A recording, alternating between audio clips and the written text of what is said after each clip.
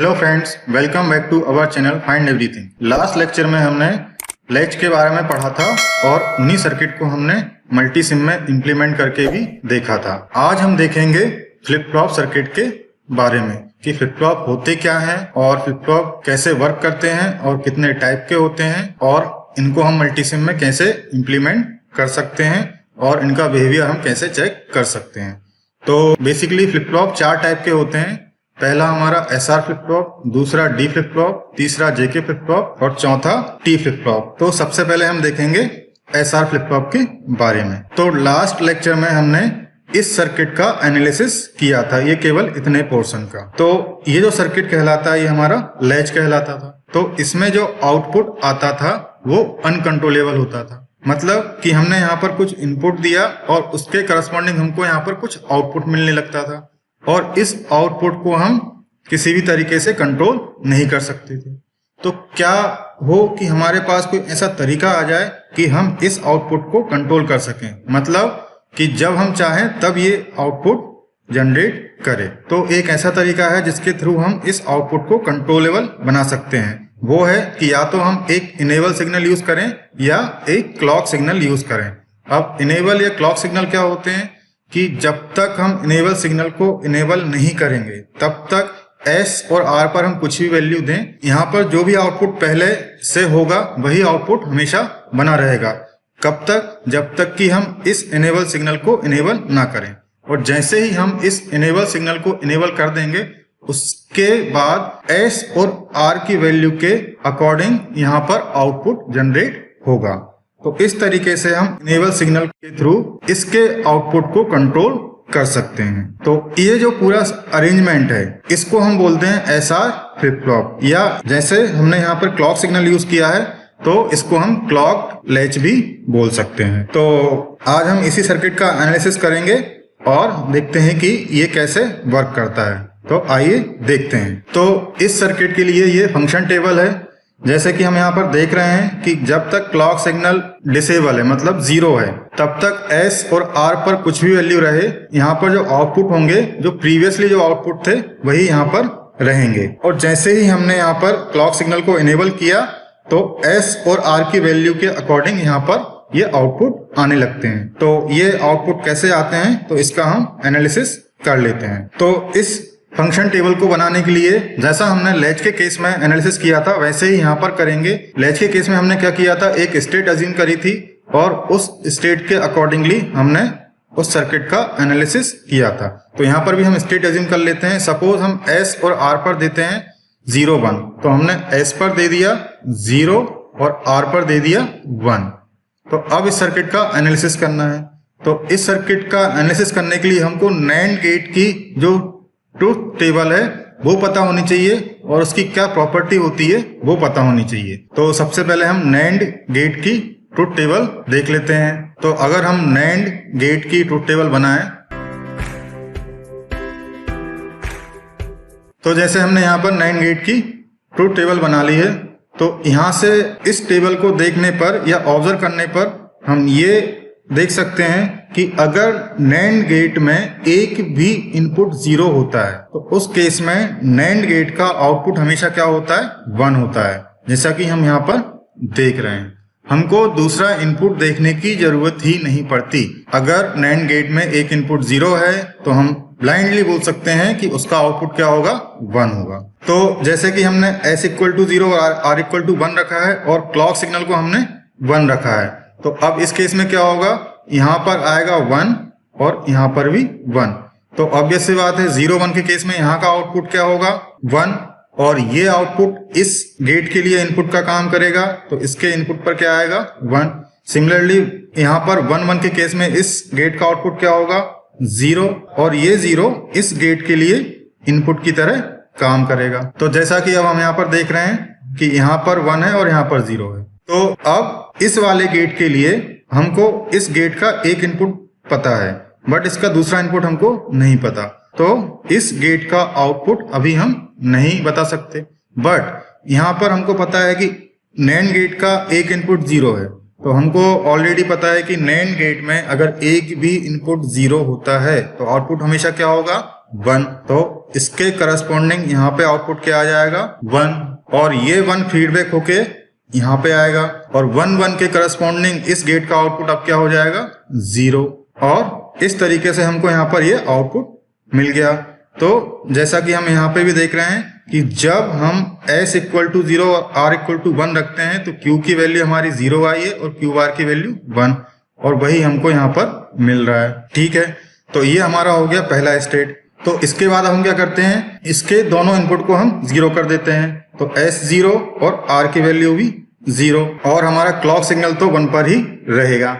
तो अब इस 0 1 के करस्पॉन्डिंग इस गेट का आउटपुट क्या आएगा 1, सिमिलरली इस गेट का आउटपुट क्या आएगा 1, और ये जो 1 है अब इस गेट के लिए इनपुट की तरह काम करेगा, सिमिलरली ये 1 इस गेट के लिए इनपुट की तरह काम करेगा। और इस सर्किट के लिए जो प्रीवियस स्टेट है वो क्या है 0 और 1, तो ये 0 फीडबैक होके यहाँ पे आएगा, सिमिलरली ये 1 फीडबैक होके यहाँ पे आएगा। तो इस केस में इस 1 1 के करस्पॉन्डिंग आउटपुट क्या होगा अगेन 0, और इस 0 1 के करस्पॉन्डिंग आउटपुट क्या होगा 1। तो अगेन हमको वही आउटपुट मिल रहा है जो प्रीवियसली यहाँ पर स्टोर था। तो अगेन हम बोल सकते हैं कि 0 0 पर कैसे काम कर रहा है, मेमोरी की तरह, यानी कि जो प्रीवियस स्टेट थी उसको रिमेम्बर करके रख रहा है, या हम बोलें कि जो नेक्स्ट स्टेट है वो प्रीवियस स्टेट के बराबर रहेगी। तो ये हुआ हमारा सेकेंड स्टेट। नेक्स्ट स्टेट देख लेते हैं कौन सी, जब हम s की वैल्यू 1 और r की वैल्यू 0 रखते हैं। तो अब हम रख देते हैं s की वैल्यू 1 और r की वैल्यू 0। तो अब इस 1 1 के करस्पॉन्डिंग इस गेट का आउटपुट क्या हो जाएगा 0, सिमिलरली यहाँ पर 0 1 के करस्पॉन्डिंग इस गेट का आउटपुट क्या हो जाएगा 1, और ये 1 इस गेट के लिए इनपुट का काम करेगा, सिमिलरली ये 0 इस गेट के लिए इनपुट का काम करेगा। तो अब इस केस में ऑब्वियस सी बात है, इस गेट का एक इनपुट 0 है, तो इसके करस्पॉन्डिंग इसका आउटपुट क्या हो जाएगा 1, और ये 1 फीडबैक होके यहाँ पे आ जाएगा। तो हमको इसका दूसरा इनपुट पता चल गया, तो 1 1 के करस्पॉन्डिंग आउटपुट क्या हो जाएगा 0। तो जब हम s इक्वल टू 1 और r इक्वल टू 0 रखते हैं तो q की वैल्यू 1 और q नॉट की वैल्यू 0, जैसा कि हम यहाँ फंक्शन टेबल में देख रहे हैं कि जब s और r की वैल्यू 1 0 होती है तो q की वैल्यू 1 आती है और q नॉट की वैल्यू 0। अगेन अब हम s इक्वल टू 0 और r इक्वल टू 0 करते हैं, तो यहाँ पर हम रख देते हैं s इक्वल टू 0 और r इक्वल टू 0। तो इस 0 1 के करस्पॉन्डिंग अगेन इसका आउटपुट क्या होगा 1 और इसका भी आउटपुट 1, और ये 1 इस गेट के लिए इनपुट की तरह काम करेगा, सिमिलरली ये 1 इस गेट के लिए इनपुट का काम करेगा। अब प्रीवियसली यहाँ पर क्या स्टोर्ड है 1 0, तो ये 1 फीडबैक होके यहाँ पे आएगा और ये 0 फीडबैक होके यहाँ पे जाएगा। तो इस 1 0 के करस्पॉन्डिंग यहाँ का जो आउटपुट है अगेन क्या आएगा फिर से 1, और इस 1 1 के करस्पॉन्डिंग इसका आउटपुट फिर से 0। तो फिर से वही क्या हो रहा है, स्टेट रिपीट हो रही है। तो फिर से ये कैसा बिहेव कर रहा है एज ए मेमोरी। तो जब भी हम 0 0 देंगे ये वाला सर्किट कैसा बिहेव करेगा एज ए मेमोरी की तरह, या हम बोलें नेक्स्ट स्टेट किसके बराबर होगी प्रीवियस स्टेट के बराबर। तो ये हमने 3 स्टेट देख ली हैं, तो लास्ट स्टेट हमारी बची है 1 और 1, तो ये भी हम देख लेते हैं। तो अब हम रखते हैं s इक्वल टू 1 और r इक्वल टू 1। तो 1 1 के करस्पॉन्डिंग इसका जो आउटपुट है वो क्या हो जाएगा 0, सिमिलरली इसका आउटपुट 0। तो ये 0 इस गेट के लिए इनपुट का काम करेगा, सिमिलरली ये वाला 0 इस गेट के लिए इनपुट का काम करेगा। अब दोनों जो गेट हैं उसका एक एक इनपुट 0 है, तो ऑब्वियस सी बात है दोनों आउटपुट क्या हो जाएंगे 1 1। और हम पहले ही स्टेब्लिश कर चुके हैं कि ये जो दोनों आउटपुट हैं कभी सेम नहीं हो सकते। अगर ऐसी कंडीशन आती है तो उस कंडीशन को हम क्या बोलते हैं फॉरबिडन कंडीशन या नॉट यूज्ड कंडीशन। तो जैसा कि हम यहाँ फंक्शन टेबल में देख रहे हैं कि 1 1 के करस्पॉन्डिंग जो हमारा आउटपुट है वो नॉट यूज्ड है या फॉरबिडन कंडीशन है। तो जैसा हमने नैंड एसआर लेच के केस में टेबल बनाई थी वैसे ही इस एसआर फ्लिप फ्लॉप के लिए हमारी फंक्शन टेबल आ रही है, इनमें कोई डिफरेंस नहीं है। अब इस फंक्शन टेबल का इंपॉर्टेंस क्या है, तो जो हम यहाँ पर देख रहे हैं एसआर फ्लिप फ्लॉप, इसका कंप्लीट एनालिसिस करते हैं और ये देखते हैं कि फंक्शन टेबल का क्या इंपॉर्टेंस होता है। तो इसके बाद फंक्शन टेबल निकालने के बाद हम क्या निकालते हैं इस सर्किट के लिए ट्रुथ टेबल। तो ट्रुथ टेबल के लिए हमारे 3 इनपुट हो जाएंगे, एक हमारा हो जाएगा S, एक हो जाएगा हमारा R और एक हमारा QN मतलब प्रीवियस स्टेट। अब यहाँ पर 3 इनपुट हैं, तो 3 इनपुट के करस्पॉन्डिंग टोटल कितने कॉम्बिनेशन बनेंगे? 0 से लेके 7 तक। तो ये हमने सारा कॉम्बिनेशन यहाँ पर लिख लिए हैं। अब इन कॉम्बिनेशन के रिस्पेक्ट में नेक्स्ट स्टेट हमारी क्या होगी, ये हमको निकालना है। तो ये जो नेक्स्ट स्टेट आती है, ये आती है इस फंक्शन टेबल से। कैसे, आइए अब देखते हैं। तो जैसा कि हम यहाँ पर देख रहे हैं, s की वैल्यू 0, r की वैल्यू 0, qn की वैल्यू भी 0। तो अभी हमने यहाँ पर निकाला था कि जब s और r की वैल्यू 0 होती है तो जो हमारी नेक्स्ट स्टेट है वो किसके बराबर होती है? qn के बराबर। तो यहाँ पर हम देखें, इन दोनों जगह पर s और r की वैल्यू 0 है, तो जो हमारी नेक्स्ट स्टेट है किसके बराबर होगी? जो भी qn पे होगा। तो qn पे यहाँ पे अभी क्या है? 0। तो यहाँ पर नेक्स्ट स्टेट किसके बराबर हो जाएगी? 0 के बराबर। तो ये 0। सिमिलरली यहाँ पर qn की वैल्यू क्या है? 1। तो नेक्स्ट स्टेट अब किसके बराबर होगी? 1। तो ये हमने यहाँ पर 0 और 1 पुट कर दिए। अगला इनपुट क्या है? 0 1 0। तो हमको पता है इस फंक्शन टेबल से कि जब s और r की वैल्यू 0 1 होती है तो जो हमारी नेक्स्ट स्टेट है वो किसके बराबर होती है? 0 के बराबर। तो s और r की वैल्यू 0 1 इन दो जगह पर है। तो जहां जहां पर s और r की वैल्यू 0 1 है उसके करस्पॉन्डिंग नेक्स्ट स्टेट क्या होगी? 0। तो ये हमने नेक्स्ट स्टेट पे क्या लिख दिया? 0। ये हमारा आउटपुट 0 आ गया। नेक्स्ट स्टेट हमारी क्या है? 1 0 0 और 1 0 1। तो हमको पता है कि जब SR की वैल्यू 1 0 होती है तो जो नेक्स्ट स्टेट है वो किसके बराबर होती है? 1 के बराबर। तो यहां पर हमने 1 पुट कर दिया नेक्स्ट स्टेट के कॉलम में। नेक्स्ट क्या है हमारा? 1 1 0 और 1 1 1। और हमको पता है इस फंक्शन टेबल से जब भी SR की वैल्यू 1 1 होती है वो कंडीशन क्या कहलाती है? फॉरबिडन। फॉरबिडन मतलब वहां पर आउटपुट कुछ भी हो सकता है, 0 1। तो ऐसी कंडीशन को हम क्या बोलते हैं? Don't care. तो उसको हम किससे रिप्रेजेंट करेंगे? डोंट केयर कंडीशन से। तो जहां पर SR की वैल्यू 1 1 है उस केस में नेक्स्ट स्टेट क्या आएगी? Don't care. तो जैसा कि हमने यहाँ पर डोंट केयर पुट कर दिया। तो ये आई इस सर्किट के लिए ट्रुथ टेबल। अब इस ट्रुथ टेबल से क्या निकलता है?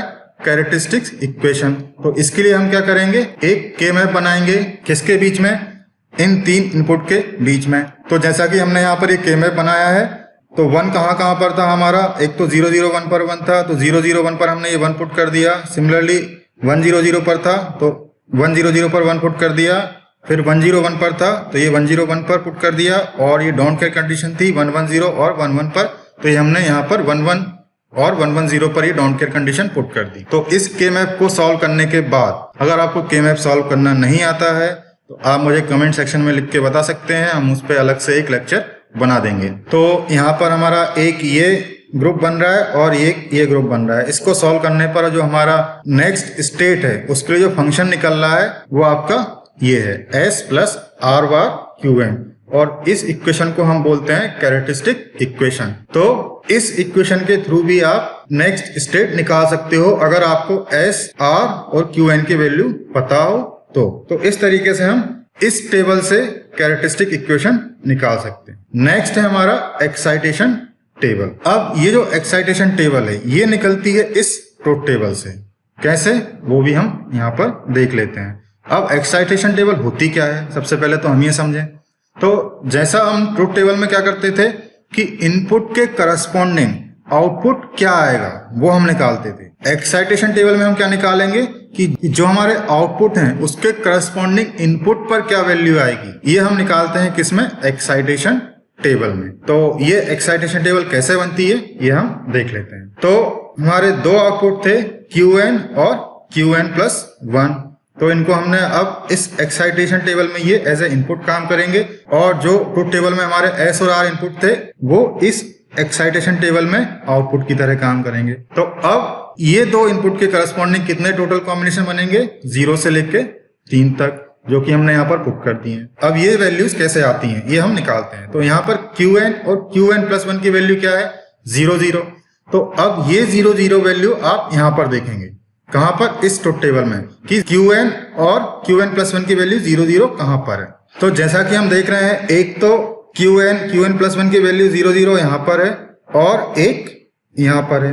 अब इन दो के करस्पॉन्डिंग SR की वैल्यू क्या है? तो मैं यहां पर लिख देता हूं qn प्लस 1 s और r। तो 0 0 दो जगह पर है और इस 0 0 का करस्पॉन्डिंग SR की वैल्यू कितनी है? यहाँ पर 0 0 और यहाँ पर 0 1। तो जैसा कि हम यहाँ पर देख रहे हैं कि S की वैल्यू 0 पर फिक्स है और R की वैल्यू 0 और 1 कुछ भी हो सकती है। तो या किसी इनपुट की वैल्यू डेफिनेट नहीं होती, तो हम उसको किससे डिनोट करते हैं? डोंट केयर कंडीशन से। तो 0 0 के करस्पॉन्डिंग S की वैल्यू 0 और R की value don't care. Similarly next input क्या है हमारा? 0 1।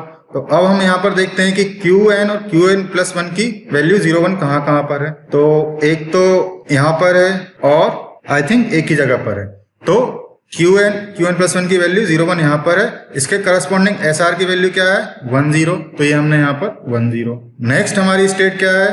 1 0। तो 1 0 देख लेते हैं कि कहाँ पर है। तो यहाँ पर Qn और Qn+1 की वैल्यू 1 0 है और इसके करस्पॉन्डिंग SR की वैल्यू क्या है? 0 1। तो ये 0 1। लास्ट इनपुट क्या है? 1 1 1। तो अब ये देख लेते हैं कि Qn और Qn+1 की वैल्यू 1 कहाँ पर है। तो एक तो 1 1 यहाँ पर है और एक यहाँ पर है। तो इस 1 1 के करस्पॉन्डिंग SR की वैल्यू क्या है? 0 0। तो इस 1 1 के करस्पॉन्डिंग SR की वैल्यू 0 0। सिमिलरली इस 1 1 के करस्पॉन्डिंग SR की वैल्यू क्या है? 1 0। तो इसको हम लिख देते हैं 1 0। अब यहाँ पर हम देख रहे हैं कि R की वैल्यू 0 पर फिक्स है और S की वैल्यू चेंज हो रही है। तो मतलब S की वैल्यू क्या होगी? Don't care. तो यहाँ पर S की वैल्यू हो जाएगी डोंट केयर और R की वैल्यू 0। तो इस तरीके से हम एक्साइटेशन टेबल निकालते हैं और ये टेबल किसकी हेल्प से निकलती है? ट्रुथ टेबल की। तो ये जो तीनों टेबल हैं आपस में लिंक्ड हैं। फंक्शन टेबल से आप ये ट्रुथ टेबल बनाते हो, इसी ट्रुथ टेबल से आप कैरेक्टरिस्टिक इक्वेशन निकालते हो और इसी ट्रुथ टेबल से आप एक्साइटेशन टेबल निकालते हो। तो मैंने आपको यहाँ पर एक तरीका बताया है सभी टेबल्स निकालने का। स्टूडेंट्स क्या करते हैं? इनको रट लेते हैं। हमको यहाँ पर रटना नहीं है, हमको चीजों को समझना है ताकि हमारे दिमाग में कॉन्सेप्ट क्लियर हो जाए। तो ये है पूरा SR फ्लिप फ्लॉप का एनालिसिस। अब इसका हम ब्लॉक डायग्राम और देख लेते हैं। तो यहाँ पर ये हमारे दो इनपुट हो जाते हैं S और R। ये हमारा क्लॉक सिग्नल और ये दो हमारे आउटपुट Q और Q बार और ये दो एक्स्ट्रा इनपुट हैं जिनको हम क्या बोलते हैं? PST का मतलब होता है प्रीसेट और CLR का मतलब होता है क्लियर। अब ये दोनों इनपुट क्या होते हैं अभी हम जस्ट देखेंगे। तो इस तरीके से हम ब्लॉक डायग्राम में किसी भी फ्लिप फ्लॉप को रिप्रेजेंट करते हैं। तो ये हुआ हमारा SR फ्लिप फ्लॉप का कंप्लीट एनालिसिस। मल्टी सिम में हम इस सर्किट को बनाएंगे और इस फंक्शन टेबल को वहां पर वेरीफाई करेंगे प्रैक्टिकली। तो लास्ट लेक्चर में हमने क्लॉक के बारे में थोड़ा सा देखा था, इसी को हम अब डिटेल में समझते हैं। और यहाँ पर दो हमने जो एक्स्ट्रा इनपुट देखे हैं PST और CLR, इनको भी हम अब डिटेल में समझ लेते हैं क्योंकि ये आगे यूज होने वाले हैं। तो हमारे दिमाग में ये क्वेश्चन आता है कि क्लॉक सिग्नल क्या है? What is clock? तो क्लॉक कुछ नहीं, एक गेटिंग सिग्नल होता है या इसी को हम बोलते हैं ट्रिगरिंग सिग्नल। जब तक हम किसी सर्किट में क्लॉक सिग्नल नहीं देंगे तब तक वो सर्किट वर्क नहीं करेगा। तो क्लॉक ही हमारा कंट्रोल सिग्नल होता है, ट्रिगरिंग सिग्नल होता है, जिसके थ्रू हम फ्लिप फ्लॉप सर्किट के आउटपुट को कंट्रोल करते हैं। तो ट्रिगरिंग बेसिकली दो टाइप की होती है। पहली होती है हमारी एज ट्रिगरिंग और दूसरी होती है लेवल ट्रिगरिंग। अब एज ट्रिगरिंग और लेवल ट्रिगरिंग को भी हमने दो पार्ट में डिवाइड किया है। एक हमारा होता है पॉजिटिव एज ट्रिगरिंग और दूसरा होता है negative edge triggering. Similarly level में भी हमने किया है कि पहला होता है हमारा पॉजिटिव लेवल ट्रिगरिंग और दूसरा होता है हमारा नेगेटिव लेवल ट्रिगरिंग। अब ये पॉजिटिव नेगेटिव क्या है वो हम समझ लेते हैं। तो मैंने लास्ट क्लास में बताया था कि ये जो पोर्शन है ये हमारा कहलाता है लेवल और ये जो हमारी कहलाती हैं एजेस। तो जब हमारा क्लॉक सिग्नल ये 0 होता है और ये 1 होता है, या हम बोलें ये लो होता है और ये हाई होता है, तो जब हमारा फ्लिप फ्लॉप इस एज के करस्पॉन्डिंग, मतलब जब हमारी एज 0 से 1 की ओर जा रही है तब रिस्पॉन्ड करेगा, तो वहां पर हम बोलेंगे कि पॉजिटिव एज ट्रिगरिंग यूज हो रही है। तो जब फ्लिप फ्लॉप इस एज के करस्पॉन्डिंग, मतलब जब एज 0 से 1 की तरफ जा रही है तब अगर फ्लिप फ्लॉप रिस्पॉन्ड करे तो उसको हम बोलते हैं पॉजिटिव एज ट्रिगरिंग। इसके अपोजिट जब फ्लिप फ्लॉप, जैसे हमारी एज यहाँ पर अब कहाँ जा रही है 1 से 0 की तरफ, तो इस केस में जो ट्रिगरिंग यूज होती है उसको हम बोलते हैं क्या? Negative edge triggering. क्योंकि यहाँ पर जो ट्रिगरिंग सिग्नल है वो कहाँ कैसा हो रहा है? 1 से 0 की तरफ जा रहा है। तो ये होती है हमारी पॉजिटिव एज ट्रिगरिंग और negative edge triggering. Similarly level में भी वही होता है कि ये हमारा 0 और ये हमारा 1। तो जब हमारा फ्लिप फ्लॉप या लैच इस पॉजिटिव लेवल पर रिस्पॉन्ड करेगा तो उसको हम बोलेंगे क्या, पॉजिटिव लेवल ट्रिगरिंग। और जब हमारा फ्लिप फ्लॉप या लैच इस नेगेटिव लेवल पर रिस्पॉन्ड करेगा तो उसको हम बोलेंगे नेगेटिव लेवल ट्रिगरिंग। तो ये होती है ट्रिगरिंग। अब इसको किसी सर्किट में कैसे हम पहचानेंगे कि कोई सर्किट बना हुआ है और हमको पहचानना है कि यहाँ पर कौन सी ट्रिगरिंग यूज हुई है। तो इसके सबके अलग अलग सिंबल होते हैं। तो जैसे अगर मैं इस फ्लिप फ्लॉप की बात करूं तो जैसे यहाँ पर एक सिंपल ट्रायंगल बना हुआ है और यहाँ से हमने ये क्लॉक सिग्नल दिया है, तो ये जो कहलाती है, अगर सिंपल ट्रायंगल बना हो तो ये कहलाती है हमारी पॉजिटिव एज ट्रिगरिंग। सिमिलरली इसके अपोजिट अगर इस ट्रायंगल के पहले एक बबल लगा हो तो ये कहलाएगी हमारी क्या, नेगेटिव एज ट्रिगरिंग। इसी तरह लेवल ट्रिगरिंग में अगर हम देखें तो यहाँ पर कोई भी ट्रायंगल यूज नहीं करते हैं, सिंपल एक लाइन यूज करते हैं। अगर केवल सिंपल एक लाइन है तो वो कौन सी लेवल ट्रिगरिंग कहलाएगी, वो कहलाएगी पॉजिटिव लेवल ट्रिगरिंग। इसके अपोजिट अगर यहाँ पर लाइन के बाद एक बबल लगा हुआ है तो ये कहलाएगी नेगेटिव लेवल ट्रिगरिंग। तो इस तरीके से हम किसी भी सर्किट में पहचान सकते हैं कि वहां पर कौन सी ट्रिगरिंग यूज हुई है, पॉजिटिव या नेगेटिव। तो ये हमको ध्यान रखना है और ये हमको पहचानते आना चाहिए। तो ये होता है पूरा क्लॉक सिग्नल या ट्रिगरिंग सिग्नल। अब नेक्स्ट देखते हैं कि प्रीसेट और क्लियर सिग्नल क्या होते हैं। तो इन दो इनपुट के अलावा किसी भी फ्लिप फ्लॉप या काउंटर या रजिस्टर में हम ये जो दो एक्स्ट्रा इनपुट यूज करते हैं, प्रीसेट और क्लियर, ये एक्चुअली होते हैं ओवरराइड इनपुट। इनको हम बोलते हैं ओवरराइड इनपुट। अब ओवरराइड इनपुट क्यों बोला जाता है, क्योंकि अगर ये दोनों सिग्नल में से कोई भी एक एक्टिव है, सपोज यहाँ पर ये प्रीसेट सिग्नल एक्टिव है, तो एस और आर पर वैल्यू कुछ भी हो, यहाँ पर आउटपुट हमेशा क्या सेट हो जाएगा, 1। भले ही एस आर पर आप कुछ भी वैल्यू दे रहे हो और आपने प्रीसेट को एक्टिव कर दिया हो तो आउटपुट हमेशा क्या आएगा, 1। इसके अपोजिट आपने इस सिग्नल को एक्टिव करके रखा है क्लियर सिग्नल को, तो एस और आर पर कुछ भी वैल्यू हो, इस सर्किट या फ्लिप फ्लॉप का आउटपुट क्या हो जाएगा, 0। 0 मतलब रीसेट या क्लियर। क्लियर मतलब होता है 0 या रीसेट। तो इस तरीके से ये इनपुट काम करते हैं। अब ये भी दो तरीके के हो सकते हैं, एक होता है हमारा एक्टिव हाई और एक होता है हमारा एक्टिव लो।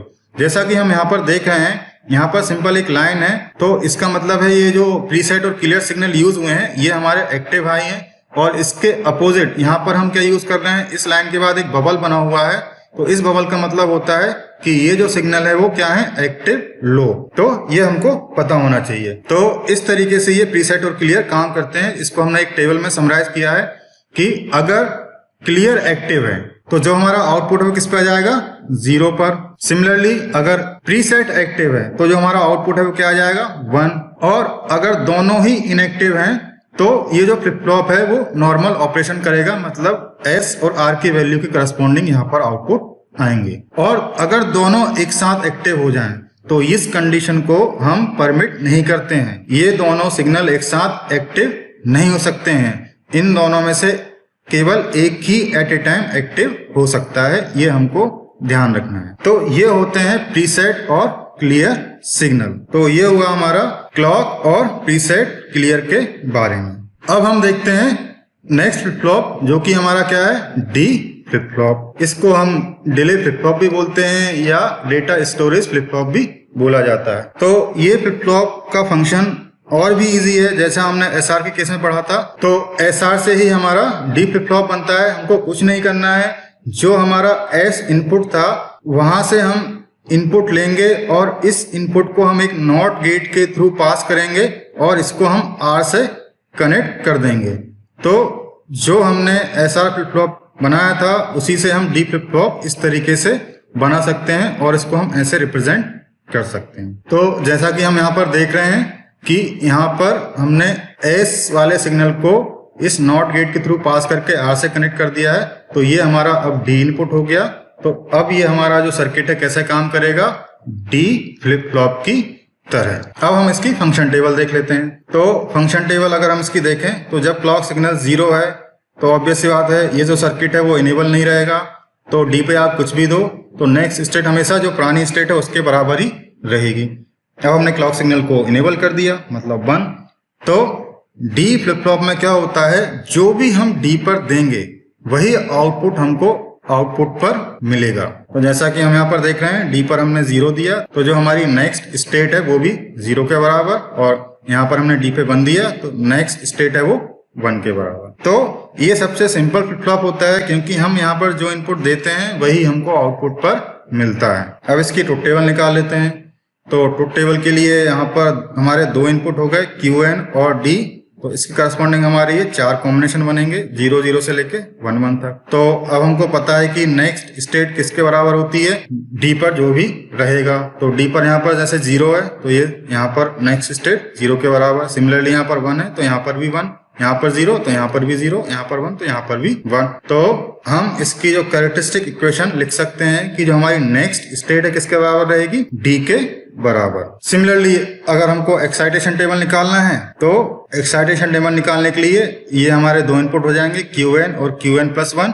तो इसके करस्पॉन्डिंग ये हमारे 4 कॉम्बिनेशन 0 0 से 1 1। तो यहाँ से हमने देखा था कि जो हमारी नेक्स्ट स्टेट है या जो डी है वो किसके बराबर होता है, QN प्लस 1 के बराबर। तो यहाँ पर QN प्लस 1 पे जो भी होगा वही हमारा D पे आ जाएगा। जैसा कि हम यहाँ पर देख रहे हैं कि QN प्लस 1 पर यहाँ पर 0 है तो D भी 0 1 1, और यहाँ पर 0 है तो यहाँ पर भी 0, यहाँ पर 1 है तो यहाँ पर भी 1। तो ये सबसे सिंपल फ्लिप फ्लॉप होता है। और ये इसका है ब्लॉक डायग्राम कि ब्लॉक डायग्राम में हम कैसे रिप्रेजेंट करते हैं। ये कुछ IC नंबर लिखे हैं डी फ्लिप फ्लॉप की, जैसे 7474 74173। इसके अलावा भी बहुत सी ICs होती हैं, ये मैंने रेफरेंस के लिए यहाँ पर कुछ ICs के नाम लिख दिए हैं। तो अगर आपको किसी सर्किट में डी फ्लिप फ्लॉप यूज करना है तो आप इन IC को या और भी जो आपको IC मिले उनको यूज कर सकते हैं। तो फ्रेंड्स ये था SR और डी फ्लिप फ्लॉप। अब ये जो 2 फ्लिप फ्लॉप हैं इन्हीं को हम मल्टी सिम में इंप्लीमेंट करते हैं और जो फंक्शन टेबल हमने बनाई है यहाँ पर उसी को वेरीफाई करते हैं प्रैक्टिकली। अब 2 फ्लिप फ्लॉप और बचे हैं JK और T, वो हम नेक्स्ट लेक्चर में देखेंगे। तो आज हम SR फ्लिप फ्लॉप और डी फ्लिप फ्लॉप को मल्टी सिम में इंप्लीमेंट करके देख लेते हैं और इसकी फंक्शन टेबल को वेरीफाई कर लेते हैं। तो आइए देखते हैं। तो ये हमारा SR फ्लिप फ्लॉप का सर्किट था। तो सबसे पहले हम इसको बना लेते हैं। यहाँ पर हमको 4 NAND गेट लगेंगे। तो हम यहाँ पर जाते हैं, किसी भी कंपोनेंट पे क्लिक करेंगे, यहाँ से हम करेंगे ऑल ग्रुप्स और यहाँ से हम सेलेक्ट करेंगे 2 इनपुट NAND गेट और ये हमको लगेंगे 4। तो यहाँ पर हम 4 गेट प्लेस कर देते हैं। तो ये हमने 4 गेट प्लेस कर दिए हैं। अब इसके हम कनेक्शन कर लेते हैं।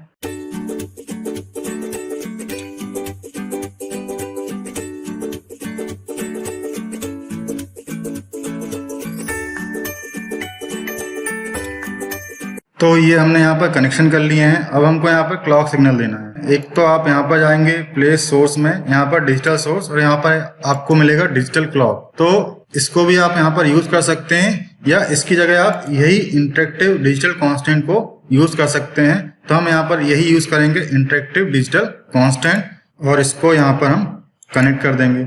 अब इसका आउटपुट देखना है तो हम जाएंगे कहाँ पर, प्लेस इंडिकेटर में और यहाँ से हम सेलेक्ट करेंगे प्रोब और यहाँ से कोई सा भी हम प्रोब ले लेंगे। तो एक हमने यहाँ पर प्रोब प्लेस कर दिया, दूसरा हमने यहाँ पर प्लेस कर दिया। अब इनको हम आपस में कनेक्ट कर देते हैं। तो ये हमारा सर्किट अब कंप्लीट हो गया है। अब इसकी जो ट्रुथ टेबल है या जो फंक्शन टेबल है उसको हम वेरीफाई करते हैं। तो ये इस सर्किट के लिए फंक्शन टेबल थी। तो जैसा कि हम देख रहे हैं कि अगर हमारा क्लॉक सिग्नल 0 है तो जो सर्किट है उसकी जो नेक्स्ट स्टेट है किसके बराबर होगी, जो प्रीवियस स्टेट थी। तो जैसे हमने यहाँ पर क्लॉक को 0 रखा है और इसको अगर हम रन करें तो जैसा कि हम यहाँ पर देख रहे हैं इसकी वैल्यू चेंज करने पर कोई भी यहाँ पर इफेक्ट नहीं कर रहा है। जो प्रीवियसली यहाँ पर स्टेट थी उसी को वो बार बार रिपीट कर रहा है। तो जब तक हम इस क्लॉक सिग्नल को इनेबल नहीं करेंगे ये नॉर्मल आउटपुट जनरेट नहीं करेगा। तो इसको हम कर देते हैं अब 1। तो जैसा कि हम यहाँ पर देख रहे हैं 1 0 के करस्पॉन्डिंग आउटपुट क्या आना चाहिए, Q पे 1 और Q बार पर 0। तो ये हमारा Q है। तो जैसा कि हम यहाँ पर देख रहे हैं Q पे हमारा 1 आ रहा है और Q जो नॉट है उस पे 0। सिमिलरली 0 1 के केस में क्या आना चाहिए था, इसको कर देते हैं हम 0 और इसको हम 1। तो 0 1 के केस में यहाँ पर क्या आ रहा है, Q0 हमारा आ रहा है 1 और Q 0। तो जैसा कि हमको यहाँ पर फंक्शन टेबल में मिल रहा था कि 0 1 के करस्पॉन्डिंग Q0 हमारा 1 और Q 0। नेक्स्ट हमारा क्या था कि इसके बाद अगर हम 0 0 करें, अब 0 1 देने के बाद अगर मैं यहाँ पर इनपुट को 0 0 करता हूँ तो क्या ये स्टेट चेंज होगी, तो वो भी देख लेते हैं। तो जैसे मैंने ये दोनों इनपुट 0 कर दिए तो यहाँ पर हमको देखने को मिल रहा है कि स्टेट चेंज नहीं हो रही है, वही स्टेट यहाँ पर दोबारा से आ रही है, मतलब एज ए मेमोरी की तरह काम कर रहा है। इसी तरह हम 1 0 के केस में भी देख लेते हैं कि 1 0 के केस में यहाँ पर 1 था, यहाँ पर 0 था। अब इसके बाद अगर मैं 0 0 करूं तो भी यहाँ पर कोई फर्क नहीं पड़ा। तो जो हमने यहाँ पर फंक्शन टेबल में स्टेब्लिश किया था वही हम यहाँ पर प्रैक्टिकली प्रूव भी कर रहे हैं। लास्ट स्टेट कौन सी थी, 1 1। तो दोनों अगर मैं 1 करूं तो ये जो दोनों आउटपुट है वो क्या हो गए, 1 1, जो कि एक्सेप्टेबल नहीं है क्योंकि दोनों आउटपुट 1 1 नहीं हो सकते। तो इस तरीके से ये जो कंडीशन है वो फॉरबिडन कंडीशन। तो जो हमने यहाँ पर फंक्शन टेबल बनाई थी उसी को हमने यहाँ पर प्रैक्टिकली प्रूव भी किया। नेक्स्ट हमारा फ्लिप फ्लॉप क्या है, डी फ्लिप फ्लॉप। तो डी फ्लिप फ्लॉप को भी हम यहाँ पर बना के देख लेते हैं। तो ये हमारा डी फ्लिप फ्लॉप था, इसमें हमको कुछ नहीं करना, इस एस इनपुट को एक नॉट गेट के थ्रू आर से कनेक्ट करना है। तो इसको हम स्टॉप करते हैं और एक नॉट गेट लेते हैं और इसको यहाँ पर प्लेस कर देते हैं और इसको हम थोड़ा रोटेट कर दें तो ये हमारा नॉट गेट। तो इसको हम कनेक्ट कर देते हैं इस इनपुट से और इसको यहाँ से हटा देते हैं। तो ये सर्किट हमारा अब बन गया है। तो क्लॉक को अभी हम 0 ही रखते हैं। अब इसको हम रन करते हैं कि आउटपुट क्या आता है वो देख लेते हैं। तो इसको रन करेंगे तो जैसे ये क्लॉक 0 है तो हम ये डी पर कुछ भी दें, यहाँ पर आउटपुट जो पहले प्रीवियस स्टेट थी उसी को यहाँ पर दोबारा रिपीट कर रहा है। अब मैं कर देता हूँ क्लॉक सिग्नल को क्या 1। तो जैसा कि यहाँ पर 0 है, डी पे हमारा क्या है 0, तो हमारा जो Q आउटपुट है उस पर भी क्या आ रहा है 0 और जो Q0 है वो 1। सिमिलरली अगर यहाँ पर मैं 1 कर दूं तो ये हमारा Q हो गया 1 और Q0 0। तो इस तरीके से आप बहुत इजीली यहाँ पर फ्लिप फ्लॉप को वेरीफाई कर सकते हैं। तो एक तरीका तो ये हो गया मल्टी सिम में फ्लिप फ्लॉप को वेरीफाई करने का। दूसरा तरीका भी है कि अगर आपको ये सर्किट नहीं बनाना है, ये इतना सब सर्किट नहीं बनाना है, तो यहाँ पर डायरेक्टली फ्लिप फ्लॉप की आईसी वगैरह रहती हैं या जो हमने ब्लॉक डायग्राम में देखा था वैसी आईसी अवेलेबल रहती हैं। तो आप उसके थ्रू भी यहाँ पर फ्लिप फ्लॉप की जो फंक्शन टेबल है उसको वेरीफाई कर सकते हैं। तो हम वो चीज भी देख लेते हैं। तो इसको हम नया शीट लेते हैं और यहाँ पे हम जाते हैं, किसी भी उस पर क्लिक करेंगे और यहाँ से हम करेंगे ऑल ग्रुप्स और यहाँ से हम लिखते हैं SR। तो जैसा कि हमको यहाँ पर SR फ्लिप फ्लॉप मिल रहा है, ये अलग अलग तरीके के, तो ये हम SR फ्लिप फ्लॉप ले लेते हैं ये वाला। अब जैसा कि मैं इसको थोड़ा जूम कर रहा हूँ ताकि आपको समझ में जाए, जैसा कि यहाँ पर कौन सा क्लॉक सिग्नल यूज हो रहा है, तो हम यहाँ पर ये ट्रायंगल देख के बता सकते हैं कि यहाँ पर जो ट्रिगरिंग यूज होगी वो कौन सी होगी, पॉजिटिव एज ट्रिगरिंग। सिमिलरली यहाँ पर जो एक्स्ट्रा जो इनपुट है यहाँ पर ये भी क्या है हमारे एक्टिव हाई। तो अब इसमें हम कनेक्शन कर लेते हैं।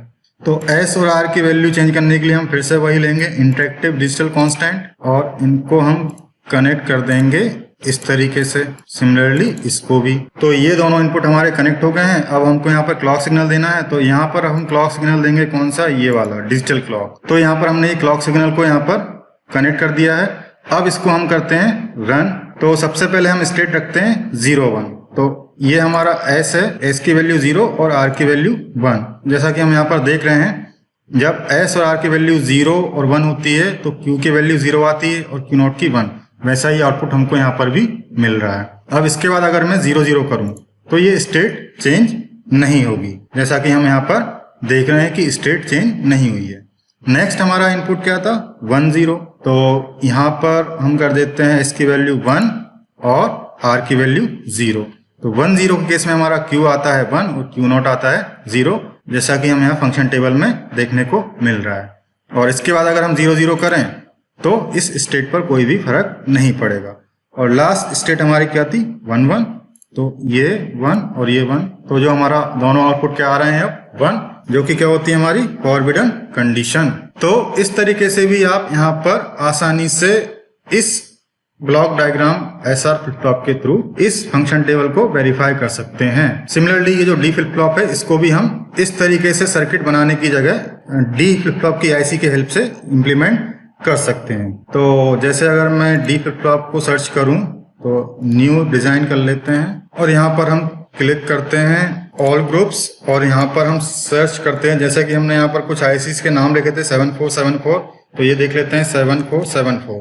तो ये जैसे हमको 7474 के केस में ये हमको डी फ्लिप फ्लॉप की आईसी यहाँ पर मिल रही है, या आप डायरेक्ट सर्च करेंगे तब भी आपको ऐसे ये डी फ्लिप फ्लॉप मिल जाएगा। तो ये टास्क मैं आप लोगों के लिए छोड़ता हूँ कि इस डी फ्लिप फ्लॉप की आईसी की हेल्प से जो हमने फंक्शन टेबल बनाई थी वो आपको यहाँ पर इम्प्लीमेंट करना है और उसको प्रूव करना है। अगर आपको प्रूव करने में कोई दिक्कत आती है, कोई डाउट आता है, तो आप कमेंट सेक्शन में लिख के मुझसे पूछ सकते हैं, क्योंकि जब तक आप प्रैक्टिस नहीं करेंगे तब तक आपको ये चीजें क्लियर नहीं होंगी। तो आप डी फ्लिप फ्लॉप का यहाँ पर सर्किट बनाइए और उसका एनालिसिस करिए और देखिए कि जो आउटपुट हमने थ्योरेटिकली निकाला था वही यहाँ पर मल्टीसिम में प्रैक्टिकली आ रहा है कि नहीं आ रहा है। तो फ्रेंड्स, आज के लिए बस इतना ही। नेक्स्ट लेक्चर में हम जेके फ्लिप फ्लॉप और टी फ्लिप फ्लॉप के बारे में देखेंगे। तो अगर आपको वीडियो अच्छा लगा हो तो लाइक करें, शेयर करें, चैनल को सब्सक्राइब जरूर करें और बेल आइकॉन पर क्लिक करना ना भूलें ताकि लेटेस्ट वीडियो की अपडेट सबसे पहले आपको मिले। Thank you friends.